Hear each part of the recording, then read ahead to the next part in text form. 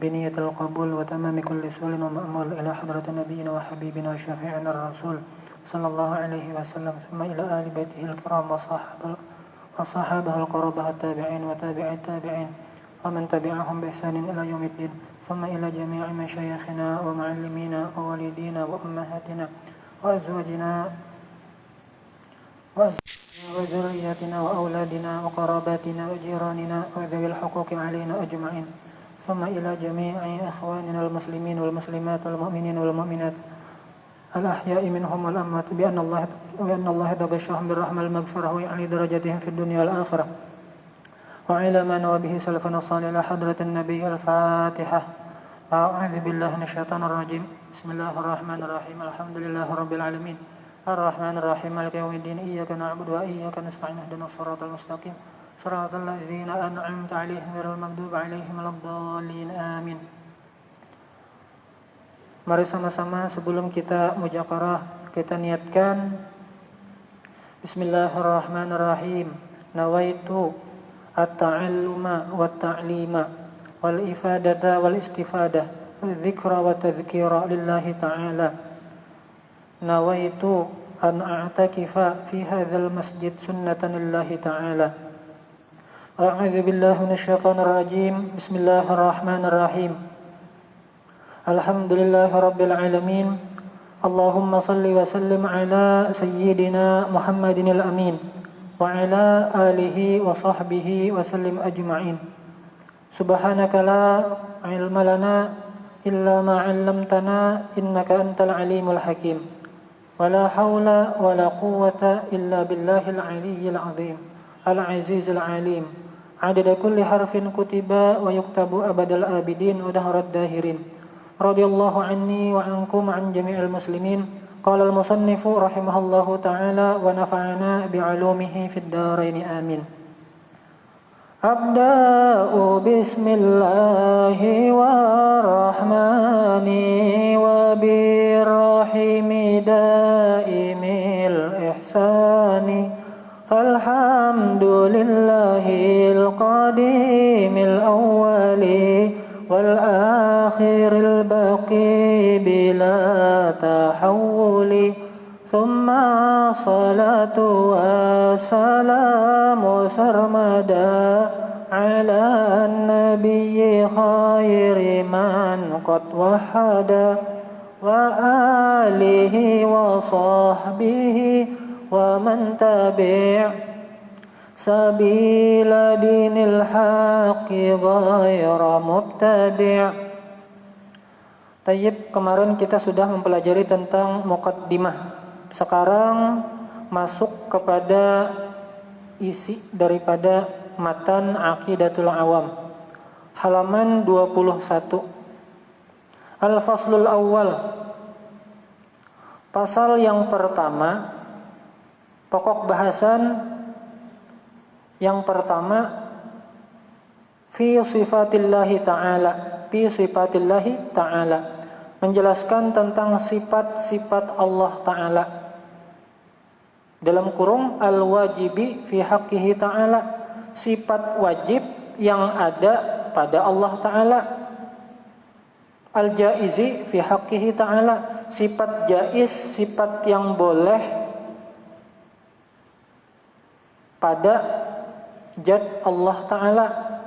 Al-mustahili fi haqqihi ta'ala, sifat mustahil yang ada pada zat Allah Ta'ala.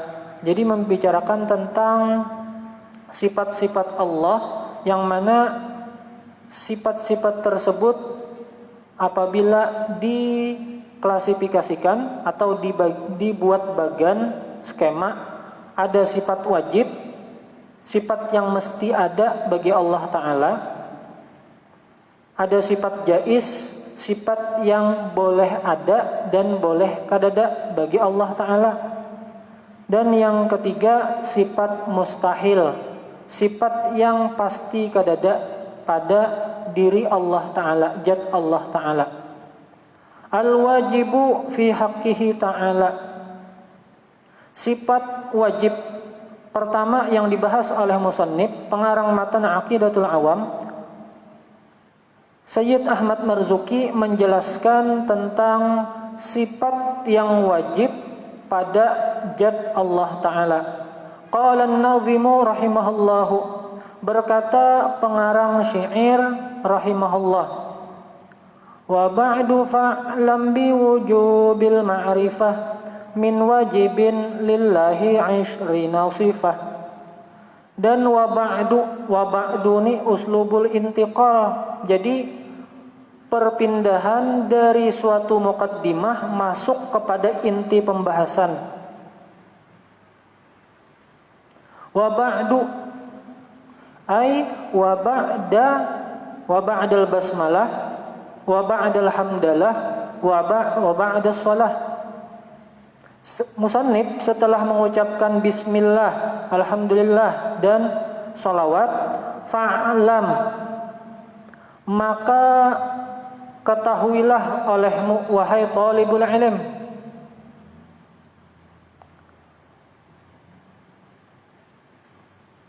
biwujubil ma'rifah. Apa yang perlu kita ketahui? Biwujubil ma'rifah, wajib mengenal Allah Ta'ala. Wajib mengenal Allah Ta'ala. Lalu muncul pikiran kita, mengenalnya ini mengenal apa? Mengenal zatnya kah? Mengenal sifatnya kah? Lalu ditafsirkan oleh muallif, oleh pengarang matan kitab Matan Aqidatul Awam, min wajibin lillahi 'ishrina sifah, daripada sifat yang wajib. Jadi wajib di situ adalah sifatnya Allah Ta'ala yang wajib bagi Allah, 'ishrina sifah. Jadi ada 20 sifat. Ada 20 sifat. Fallahu mawjudun qadimun baqin. Jadi maksud ma'rifahnya di situ ma'rifah kepada sifat-sifat Allah, bukan ma'rifah kepada zatnya Allah. Karena ada hadis baginda Nabi sallallahu alaihi wasallam, tafakkaru fi khalqillah wa la tatafakkaru fi dzatillah, yang diriwayatkan oleh Abi Nuaim fil Hilyah dalam kitab Hilyatul Auliya dari Sayyiduna Ani bin Abbas. Jadi renungkan, pikirkan tentang ayat-ayat tentang sifat-sifat Allah Ta'ala. Jangan memikirkan zatnya Allah Ta'ala.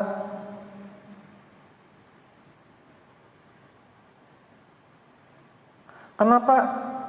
Karena ketika kita memikirkan zatnya Allah Ta'ala, Imam Ghazali mengibaratkan ketika kita memikirkan zatnya Allah Ta'ala itu diumpamakan jadi Imam Ghazali mengibaratkan kelemahan kita untuk memikirkan zatnya Allah Ta'ala itu ialah kelemahan manusia untuk melihat matahari secara langsung. Melihat matahari secara langsung itu tidak bisa. Hanya melihat makhluknya saja kita tidak bisa. Mimbabi aula, apalagi terutama melihat zat yang menciptakan matahari. Akan tetapi kita meyakini bahwa matahari itu ada. Dari mana? Kita melihat sinar yang memancar di sekitar kita. Matahari itu ada. Buktinya apa? Buktinya ada sinarnya. Allah Ta'ala itu ada. Buktinya apa? Buktinya tanda-tanda kekuasaannya. Sama dengan daya listrik. Jadi tidak semua yang tidak kita lihat itu bukan berarti itu tidak ada. Kayak daya listrik. Daya listrik itu kalau dicari bendanya seperti apa? Apakah bentuknya bulat, lonjong, memanjang? Kita tidak bisa atau lemah untuk memikirkan zatnya listrik. Akan tetapi kita mengetahui daya listrik itu ada melihat bola lampu. Ketika melihat bola lampu, oh dari sini kita memaham daya listrik itu ada. Nah, sama pintangan itu.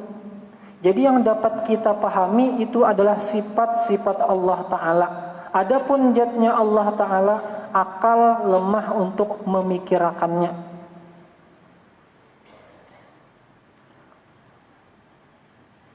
Aisyurina sifah. Jadi yang wajib untuk kita ketahui, yang wajib bagi Allah Ta'ala itu ada 20 sifat. Dalam kitab yang lain menjelaskan, bukan berarti sifat Allah itu hanya 20. Artinya kita tidak membatasi bahwa sifat Allah Ta'ala itu hanya 20. Tapi berdasarkan pendapat ulama, 20 sifat inilah yang cukup untuk kita pahami sehingga dapat menimbulkan keyakinan dan menolak syubhat-syubhat yang akan muncul terkait zat Allah Ta'ala. Makanya di kitab lain dijelaskan, ma'atiqadi anna lillahi ta'ala sifatu kamalin la tatanaha, plus 20 sifat plus meyakini bahwa Allah Ta'ala itu mempunyai sifat kemuliaan yang kada berhabisan. Cuman amun kita diwajibkan untuk mempelajari seberataan sifat Allah Ta'ala yang kada berhabisan, maka itu akan menjadi beban. Jadi cukup 20 saja menurut ulama yang wajib. Yang mana yang wajib itu mencakup aja untuk perkara keimanan. Akan tetapi ini bukan membatasi sifat kemuliaan Allah Ta'ala. Fallahu mawjudun qadimun baqi. Lalu dijelaskan 20 sifat itu apa saja. Fallahu mawjudun qadimun baqi. Allah Ta'ala itu bersifat wujud. Yang kedua qadim. Yang ketiga baqa. Mukhalifun lil khalqi bil itlaqi. Mukhalifun lil khalqi bil itlaqi itu maksud daripada mukhalafatuhu lil hawadits. Mukhalifun, Allah Ta'ala itu berbeda terhadap makhluknya bil itlaqi secara keseluruhan, kada sama sekali lawan makhluk. Wa qaimun gani wa wahidun wahai. Dan Allah Ta'ala itu qaimun gani. Kalau dalam sifat 20, qiyamuhu ta'ala binafsihi. Karya Habib Utsman Betawi. Qiyamuhu ta'ala binafsihi. Qaimun gani di situ maksud daripada qiyamuhu ta'ala binafsihi. Artinya Allah Ta'ala maha kaya, kada berhajat kepada selainnya. Wa wahidun wahai. Wahidun di situ maksudnya wahdaniyat. Wahai sifat hayat. Qadir muridun alimun bikulli syai. Qadir itu bersifat kudrat, kuasa. Muridun itu iradat, berkehendak. Alimun di situ maha mengetahui bikulli syai, terhadap segala sesuatu. Hatta semut hitam yang berjalan di atas batu hitam di malam yang gelap gulita, Allah Ta'ala maha tahu. Sami'unil basiru wal mutkallimu. Allah Ta'ala itu sifatnya sami', maha mendengar. Al-basiru, maha melihat. Wal mutkallimu, Allah Ta'ala berbicara. Lahu sifatun sab'atun tantazimu. Dan bagi sifat ma'ani itu sifatun sab'atun tantazimu, ada 7 sifat yang berurutan. Faqudratun iradatun sam'un basar. Maka kudrat, iradat, sama' basar. Hayatunil ilmu kalamun istamar. Jadi pas 20 ada 20 sifat, 7 sifat ma'ani, 7 sifat ma'nawiyah, 1 sifat nafsiyah, 5 sifat salbiyah. Al-mufradatu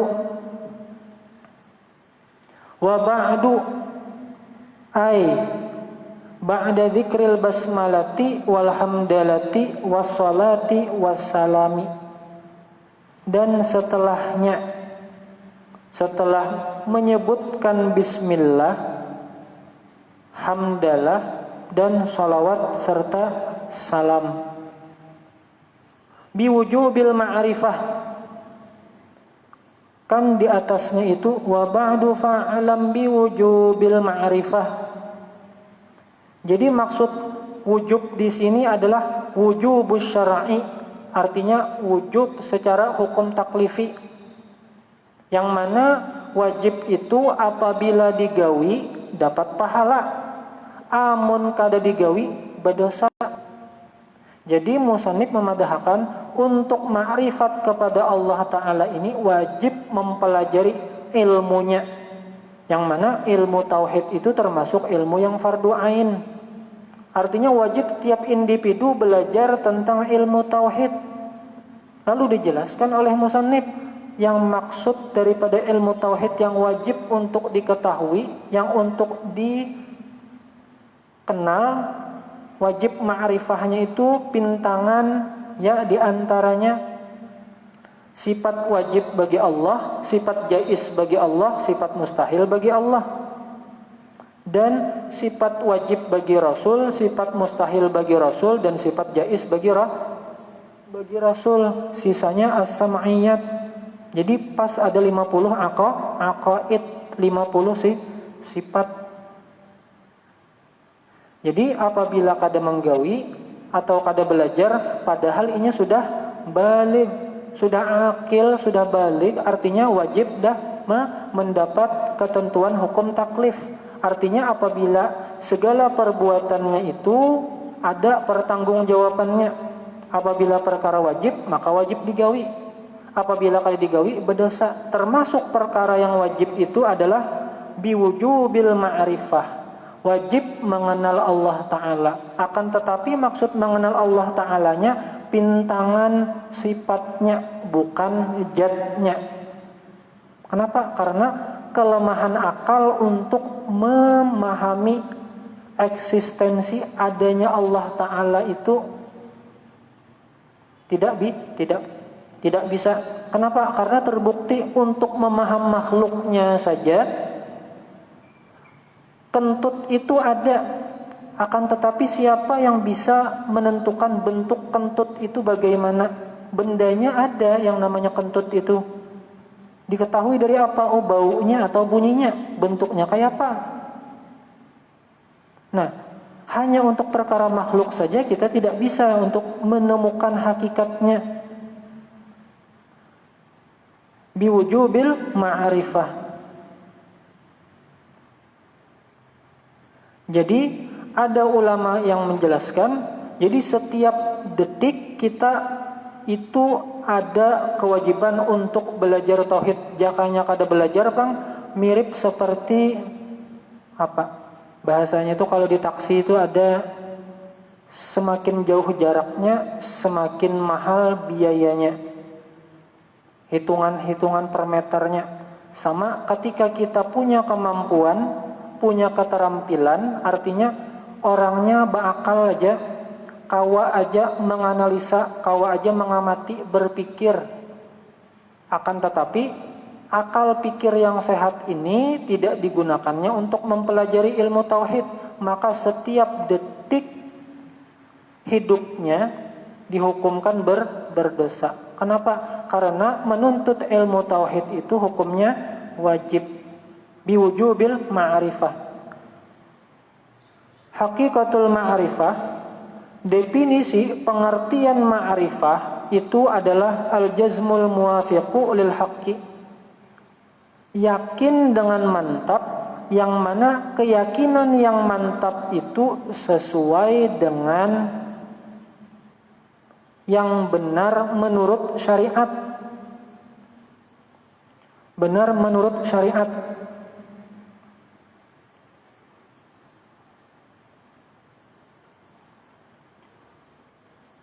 An dalilin walaysa bitaqlidin.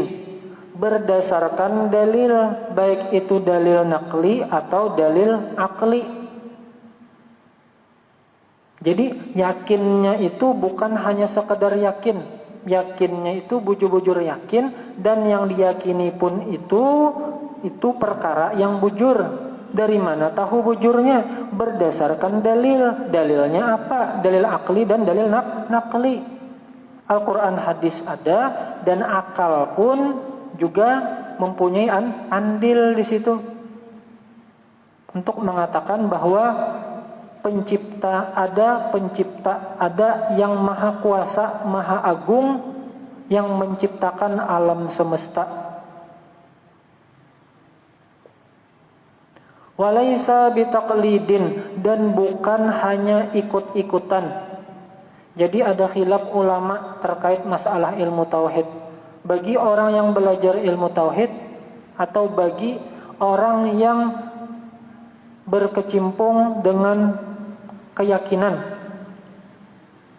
Jadi keyakinan itu ada yang berdasarkan dalil, ada yang hanya umpat-umpatan. Jadi khilaf ulama, bagaimana hukum orang yang keyakinannya itu berdasarkan umpat kambing tumbur? Kenapa ikan beriman lawan Allah Ta'ala? Karena aku umpat sidin tunah. Sidin itu orangnya tokoh di wadah kami, jadi umpat juga kami mengimani apa yang sidin imani, tanpa berdasarkan dalil, tanpa berdasarkan pemahaman terkait kenapa beriman kepada Allah dan Rasul. Nah itu khilaf ulama. Akan tetapi menurut pendapat yang mu'tamad, yang diperpegangi, sah saja iman bitaklid, akan tetapi ma'al isyan, artinya tetap ada berdosa. Kenapa?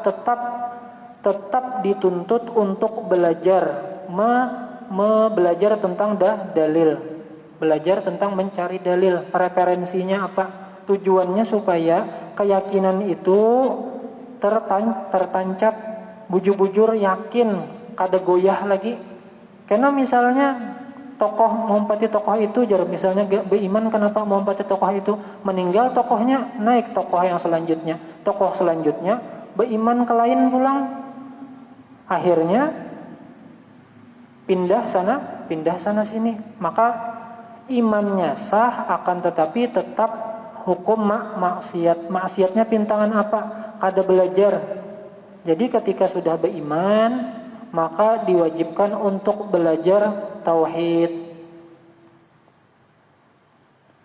Liman'ihi fi ilmil aqaidi, karena ada tegahan terhadap orang yang hanya bertaklid fi ilmil aqaidi, dalam masalah ilmu i'tiqad, keyakinan. In kana fil muqallidi ahliyatun lin nazar, ini apabila muqallid tadi itu ada aja bisi kecakapan, kemampuan untuk menganalisa, kemampuan untuk belajar, tapi inya kada hakun belajar. Jadi pintangan situ inya berdosa, akan tetapi imannya sah imannya, beriman kepada Allah, akan tetapi masih ada tuntutan untuk disuruh belajar. Bukan hanya cukup beriman saja, akan tetapi disuruh dimantapkan bujur-bujur berdasarkan dalil, berdasarkan referensi. Bil itlaqi, secara mutlak tanpa terkecuali, ay min ghairi taqyidin bi ba'dil wujuh. Kan di situ mukhalifun, Allahu mawjudun qadimun baqi mukhalifun lil khalqi bil itlaqi. Jadi Allah Ta'ala itu mukhalafatuhu lil hawadith, secara mutlak tanpa terkecuali Allah Ta'ala itu khalik, itu beda lawan makhluk. Ay min ghairi taqyidin bi ba'dil wujuh, tanpa ada batasan dengan sebagian macam atau sebagian segi-segi. Maknanya maksudnya annahu ta'ala mukhalifun lil khalqi fi jami'il wujuh, Maksudnya adalah Allah Ta'ala itu mukhalifunil khalqi, mukhalafatuhu lil hawadith, berbeda dengan makhluk fi jami'il wujuh, dalam semua segi. Kada sama antara makhluk dan khalik. Asyarhu,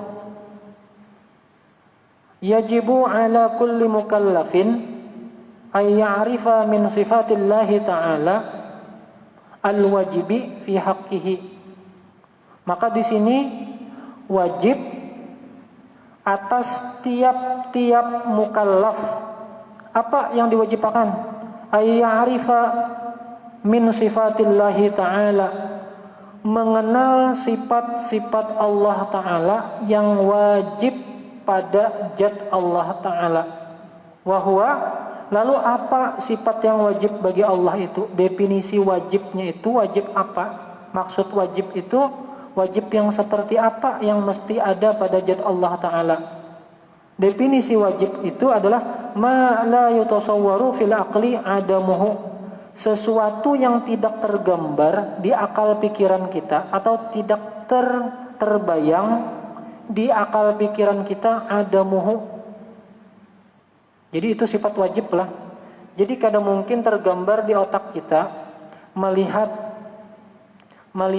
alam semesta yang luar biasa, lautan yang luasnya tidak terhingga oleh pandangan mata, luasnya bumi, dan ciptaan-ciptaan Allah termasuk manusia, hewan dan binatang. Itu tidak mungkin menurut akal kita ini kadada yang maulah ada sorangannya. HP misalnya ada timbul, kada mungkin HP itu misalnya timbul ada sorangan, pasti ada yang maulah mencipta HP itu. Nah dari sini akal itu tidak mungkin ini alam semesta yang sangat luar biasa ini kadada yang mengatur, kadada yang mengolah, kadada istilahnya antara satu planet dengan planet lainnya kada tabrakan. Jadi semua teratur dengan porosnya. Ada malam, ada siang, fungsi siang ada, fungsi malam ada. Kada camuh aturannya. Pasti menurut akal ini pasti ada yang maha kuasa nih. Makanya mulai bahari-baharian sudah. Kalau bangsa Romawi ada bisi dewa Zeus, dewa Apollo, dewa Aphrodite. Itu menunjukkan mereka pun secara akal mereka meyakini bahwa ada sesuatu yang maha kuat yang mengatur kehidupan di dunia. Kalau umat Hindu ada dewa Siwa, dewa Wisnu. Masing-masing memikirkan siapa yang punya kekuatan maha kuasa, lalu melihat ada yang luar biasa. Matahari, ya, matahari Tuhan kita. Kenapa? Karena kekuatannya sangat luar biasa. Kita tidak dapat melihatnya, akan tetapi kita hanya bisa merasakan manfaatnya saja. Artinya akal itu tidak tergambar bahwa yang ada kita lihat ini tidak mungkin tidak ada yang mengatur. Nah itu maksud daripada sifat wajib. Jadi sifatnya di sini adalah wajibnya di sini wajib secara akal pikiran. Wal mustahilu fi haqqihi ta'ala, dan sifat mustahil, sifat yang mustahil pada zat Allah Ta'ala. Wa huwa ma la yutasawwaru fil aqli wujuduhu, sesuatu sifat yang tidak tergambar di akal. Akal itu bakalan tidak terbayang adanya itu. Contohnya apa? Fana. Sifat fana bagi Allah artinya Allah Ta'ala bisa binasa. Kalau Allah Ta'ala bisa binasa, siapa yang melanjutkan kekuasaan Allah? Misalnya ini secara akal kada masuk akal Allah Ta'ala itu fana, binasa. Kenapa? Karena yang namanya maha kuasa itu tidak terbatas dengan sifat binasa. Jadi mustahilnya secara akal. Wal jaizu fi haqqihi, dan sifat jaiz boleh ada, boleh kadada. Ma yasihu Apa itu maksud sifat jaiz? Wa huwa ma yasihu fil aqli wujuduhu wa adamuhu. Sifat yang boleh ada, boleh kadada menurut akal. Contohnya apa? Allah Ta'ala bersifat mu'ti, maha memberi. Allah Ta'ala bersifat al-mani'u, bersifat Allah Ta'ala sakahandak sidinai, hendak memberi kah, hendak kada kah, tasarah Allah Ta'ala. Jadi Allah Ta'ala itu kada wajib memberi kita, dan Allah Ta'ala itu kada wajib untuk kada memberi kita. Itu sifat mustahil. Artinya tasarah Allah Ta'ala, hendak Allah Ta'ala memberi kah, kada kah, itu termasuk sifat yang jaiz.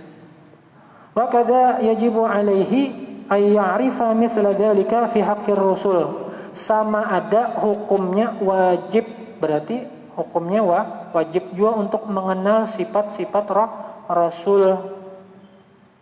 Kalau mau umpati wa kadza di situ yajibu, berarti wajib juga fardu ain.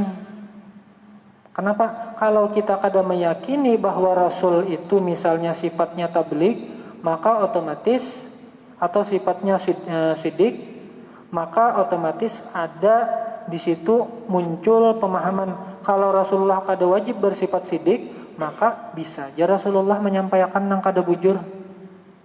Artinya apa? Berarti agama yang sampai kepada kita itu masih muhtamal. Ini bisa bujur, bisa kada. Kenapa? Karena Rasul kada wajib bersifat sidik, bersifat jujur. Pasti yang disampaikan sidin itu bujur berataan. Amun masih maantara, amun Rasulullah itu kada wajib dia bersifat sidik. Bisa aja sidin takana sidik, takana kada. Amun ka itu, maka agama yang akan disampaikan dari generasi ke generasi akan muncul kerancuan. Misalnya kada meyakini sifat Rasul itu sidik. Fi haqqir Rasul alaihi wassalam, artinya Rasul pun, para Rasul pun ada sifat wajib, sifat mustahil, ada sifat jaiz. Wa bada an-nadhimu fi hadhihi al-abyati bi dzikri ma yajibu fi haqqihi ta'ala. Dan musannif memulai pada bait-bait ini bi dzikri ma yajibu fi haqqihi ta'ala, menyebutkan sifat yang wajib pada zat Allah Ta'ala. Wa huwa sifat wajib itu asyruna sifatan, 20 sifat, mufassalatan secara terperinci, katali sebagai berikut.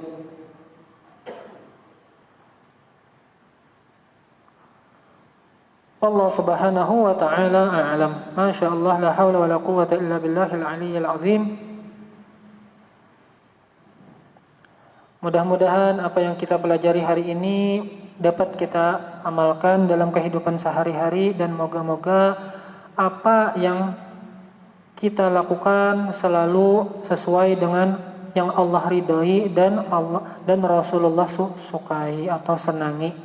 Dan mudah-mudahan segala dosa kita, dosa-dosa orang tua kita, dan dosa seluruh kaum muslimin dan muslimat mendapatkan ampunan maghfirah dari Allah Subhanahu wa ta'ala. Dan ulun mohon ampun, minta halal, minta ridha apabila dalam penyampaian atau yang ulun sampaikan atau tingkah laku yang ulun lakukan itu ada tersalah-salah. Wa ila ma nawabihi salafun salih ila hadratin nabi. Al-Fatihah. A'udzu billahi minasyaitonir rajim. Bismillahirrahmanirrahim. Alhamdulillahi rabbil alamin. Arrahmanir rahim. Maliki yaumiddin. Iyyaka na'budu wa iyyaka nasta'in. Ihdinas siratal mustaqim. Siratal ladzina an'amta 'alaihim ghairil maghdubi 'alaihim waladdallin. Amin. Amin amin rabbal alamin. Bismillahirrahmanirrahim. Alhamdulillahi rabbil alamin. Wassalatu wassalamu ala asyrafil anbiya'i wal mursalin wa ala alihi wa sahbihi wa sallim ajma'in. Ya Allah lana bis-sa'adah wal khatimata bis-syahadah. Ighfir Allahumma lana wa liwalidina wa limasyayikhina wa limu'allimina wa liman ahabba ahsana ilayna wa liman awsana bid-du'a. Allahumma ahsin 'aqibatana fil umuri kulliha wa ajirna min khizyi dunya wa 'adzabil akhirah. Rabbana taqabbal minna innaka antas samiul 'alim wa tub 'alaina innaka antat tawwabur rahim. وصلى الله على سيدنا محمد وعلى آله وصحبه وسلم. سبحان ربك رب العزة عما يصفون وسلام على المرسلين والحمد لله رب العالمين. سبحانك اللهم وبحمدك أشهد أن لا إله إلا أنت أستغفرك وأتوب إليك. ثم السلام عليكم ورحمة الله وبركاته.